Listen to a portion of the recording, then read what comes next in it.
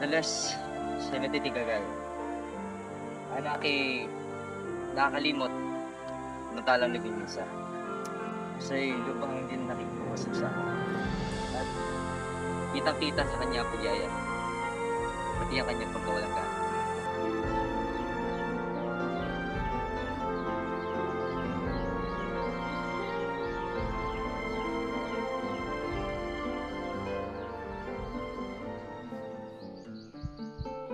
Bukas, bago magbukang liwayway, magaganap ang hangad mo.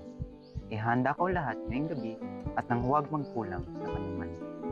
Kung gayoy, susulat ako sa aking mga kaibigang babae at nang magsiparito. Gawin mo ang bagay na ito sa isang paraang huwag sanang makasunod ang kura. At bakit? Sapagkat tila man din ako'y binabantayan niya. Nakasasama sa akin ang kanyang mga matang malalalim at malulungkot pagkatitig niya sa akin. Ay ako'y natatakot. Pag ako'y kinausap niya, siya may isang boses na sinasabi sa akin ang mga bagay na totoong kakaiba, na hindi mapaglirit na totoong kakatuwa. Minsan itinanong niya sa akin kung hindi ako nananaginip ng tungkol sa mga sulat ng nanay. Sa aking akalay, halos nasisira ang kanyang bait. Sinasabi sa akin ng kaibigan ko si Sinang at saka ni Anding ng aking kapatid sa gatas, na siya may pagkukulang ng isip. Gawin mo sana ang parang siya'y huwag pumarito. Hindi maaring natin siya anyayahan. Patungkulang atang ito ng kaugalian ng bahay. Siya ay nasa bahay mo na at bukod pa rito ay nag-uugaling mahal siya sa akin. Nang magtanong ang akali sa kanya tungkol sa bagay na sinabi ko na sa iyo, wala siyang sinabi kundi pawing mga pagpuri sa akin at hindi mo lang nag-akalang sabi ng hadlangan lamang. Ngunit, mamasid ko, ikaw ay namumuhi. Huwag kang manimdim at hindi siya makakasama sa atin sa bangka.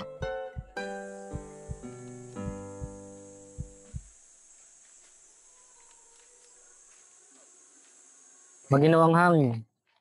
Pagka nakakahigip ng isang sipon, ay hindi bumibitiw kundi dumadating ang tag-init. Hindi ba kayo nanganganib na baka kayo malamigan? Tumbalik. Ang pakiramdam namin ay kaya-aya ang gabi at masarap ang hangin. Ito ang pinaka-otonyo at primavera namin.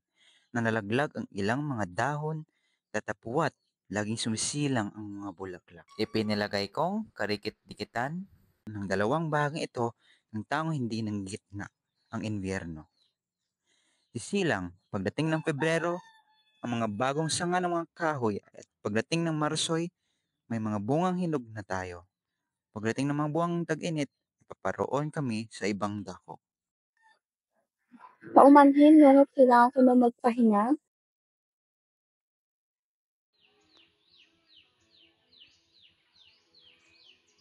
At yamang mga piyesta ang ating mga pinag-uusapan. Itulot ko ninyo at kayo'y anyayahan ko sa gagawin namin bukas. Ito ay piyestang bukid na iniaalay namin sa kaibigan at iniaalay nila sa amin. At saan po ba gaganapin? Ibig ng kabataan, gawin sa batis, sa maagos na malapit na gubat na tabi ng baliti. Kaya magbangon tayo ng maaga at nang huwag tayong magpaabot ng araw. Papunoksong totoo ang aniyaya at ako'y pumapayag. Upang sa inyo'y patotohanan hindi ako nagtatanim sa inyo. Tatapat kinakailangan kong dumalo roon pagkatapos ng aking katungkulan bilang kura. Kayo mapalad sapagkat may kalayaan, lubos na may kalayaan.